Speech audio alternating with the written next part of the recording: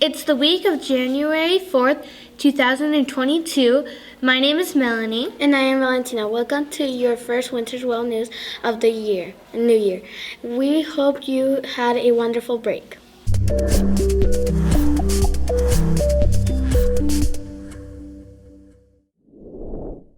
Before our break, a series of deadly tornadoes swept across a large part of the Midwestern and Southeastern U.S. The National Weather Service estimates that the severe storms spawned about 50 twisters across 8 states: Arkansas, Indiana, Kentucky, Missouri, Mississippi, Tennessee, Ohio, and Illinois. The tornadoes destroyed thousands of homes, churches, and businesses along their path, and even knocked a train with 28 empty rail cars from its tracks. At least 84 people are believed to be dead, and at the time of filming, many more are still unaccounted for. Tornadoes in December are very rare, especially ones of this magnitude. It will take a long time to rebuild all of the destroyed buildings and structures that were lost in these tornadoes. The Buckeye City Council approved one of the most extensive single set of changes to its water code in recent memory. Last month, by unanimous vote, the council approved 16 conservation changes to water code, with changes focusing on new construction. The changes will mostly go into effect March 1, 2022, giving the city time to integrate residents and possible future residents and constructors on new laws. The main focus of the restrictions is to prevent contractors or residents from creating grass areas. Simple for going forward. The restrictions that are related to natural turf will only apply to unused turf grass that is only used for visual effect, as opposite to grass with use for recreation or pet exercising. Restrictions will not apply to turf that is watered with recycled water. The new restriction related to natural turf will only apply to homes, common areas, and city built after March 1, 2022, with one expedition winter overseen of Bermuda with grass will no longer be permanent anywhere regardless of concentration date. Now let's go over to Mr. Bone with the Wiggly update.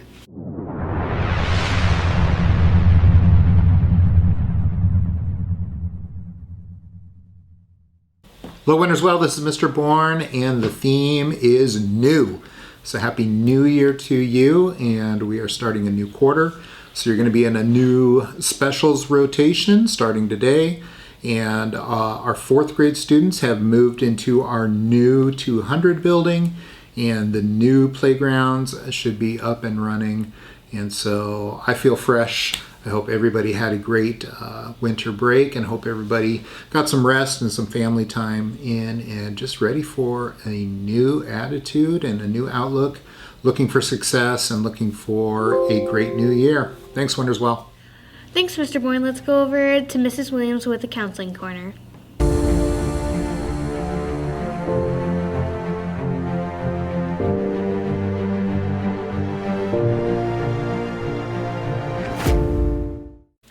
Hello everyone, welcome back. It's 2022. I'm so excited to be here with all of you guys. I am looking forward to seeing everyone at Wintersville and Tartesso. We are going to have a fabulous beginning of the year. Make sure that we're coming in with our nice warm clothes because I don't want anyone sick, and it's going to be fabulous. Can't wait to see you guys all. When you see me in the hallway, just give me your smiles, and let's make this a great month. Bye. Thanks, Ms. Williams. Now let's go with Abigail and Jose with sports. Welcome to sports. My name is Jose. And I'm Abby. The Arizona Cardinals lost a close game before break on Monday Night Football to the Rams. That loss dropped them to a record of 10-3 and out of sole possession of first place in the NFC. The Arizona Coyotes were on 5 games losing streak. Before break, I can be pretty sure when I say that probably didn't get much better over a break. The Suns had the best record in the NBA going into the Christmas break. It will be very exciting to see how this team does it in the second half of the season. That's all for today. See you next time on Sports News. Thanks, guys. Let's go over with Zuri with entertainment news. Welcome to Entertainment News. I am Zuri. With the new year comes a list of new movies that are highly anticipated coming out soon. Let's take a look at a couple of them. First up, Spider-Man Across the Spider-Verse Part 1. This doesn't come out until the fall, but it is sure to be a big hit. Next up, Lightyear. This is the origin of the Buzz Lightyear from Toy Story. We can expect to see this one over the summer. Finally, let's talk about Minions, the Rise of Gru. This is the 5th movie in the Despicable Me franchise and the sequel to the 2015 Minions movie. All 3 of these movies will more than likely be big draws at the movie theaters and on streaming platforms. See you next time on Entertainment News. Thanks, Zuri. Now let's go with Hunter and Nathan with Joke of the Week. Hello and welcome to Joke of the Week. My name is Hunter and today we have Nathan. So Nathan, what's your joke? What does a nosy pepper do? I don't know, what does Nosy Pepper do? All up in your business. Great joke, Nathan. If you have a joke and you would like to tell it on the news, please go to SMUSD/me be on the news, and we would love to have you on. See you next time on Joke of the Week. Thanks, guys. Let's go over with Nathan and Angelica with Fun Fact Trivia.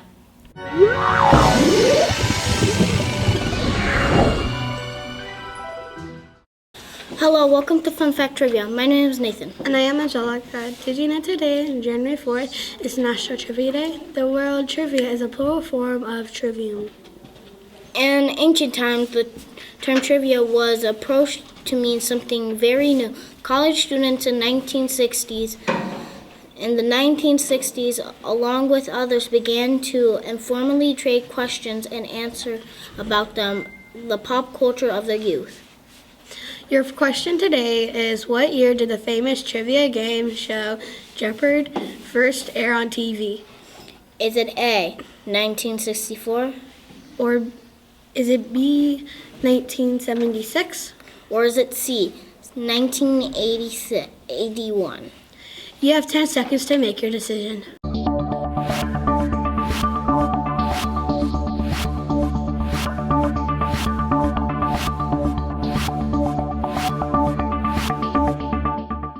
If you said A, 1964, you are correct. Art Fleming was the first host of Jeopardy and held that until 1979. Then in 1984, Alex Trebek took over and held that spot until his death early last year. See you next week on Fun Fact Trivia. Thanks, guys. Here's History with Angelica.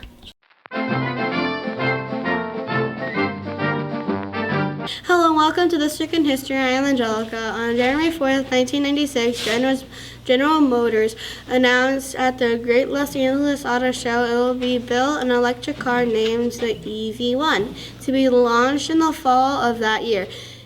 The EV1 wasn't an entirely new concept, and as electric vehicles had been around since the auto industry's early days. In the early 1900s, the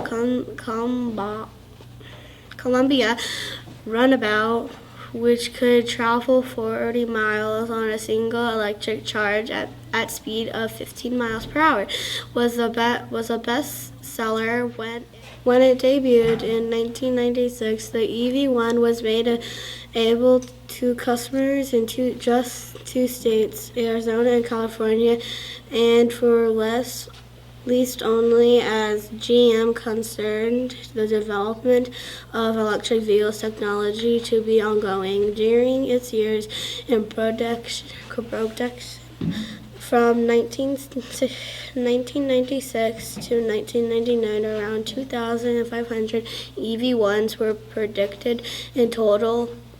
In late 2003, the company announced it was ending the EV1 program. Many people were sad, but 25 years later, there are several types of electric cars on the road, with the most popular being Teslas.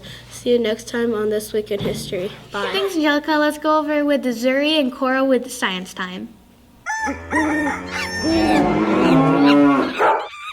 Welcome to Science Time. My name is Zuri. And I'm Coralie.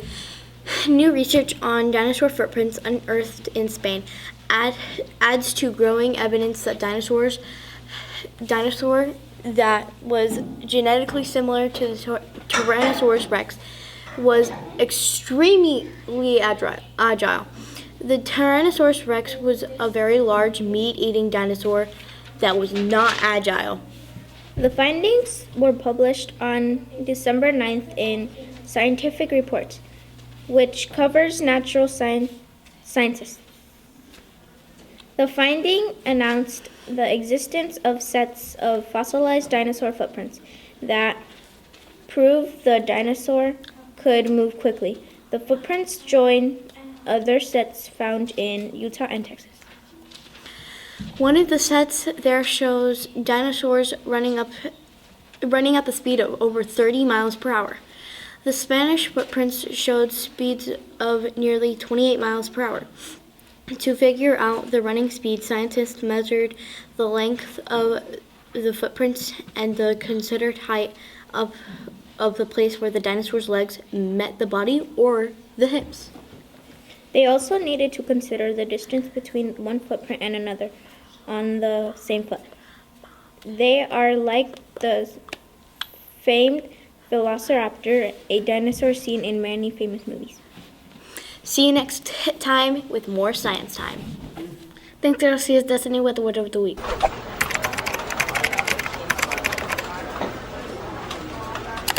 Welcome to Word of the Week. My name is Destiny. This week's word is philippant. Philippant is an adjective meaning lacking property, respect, or seriousness. Here is how you can use it in a sentence. The TV remote was too philippant as he described the train accident. See you next time on Word of the Week. Thank you, Destiny. This is all for this episode of Winter's Well News. See you next week. Bye. Bye.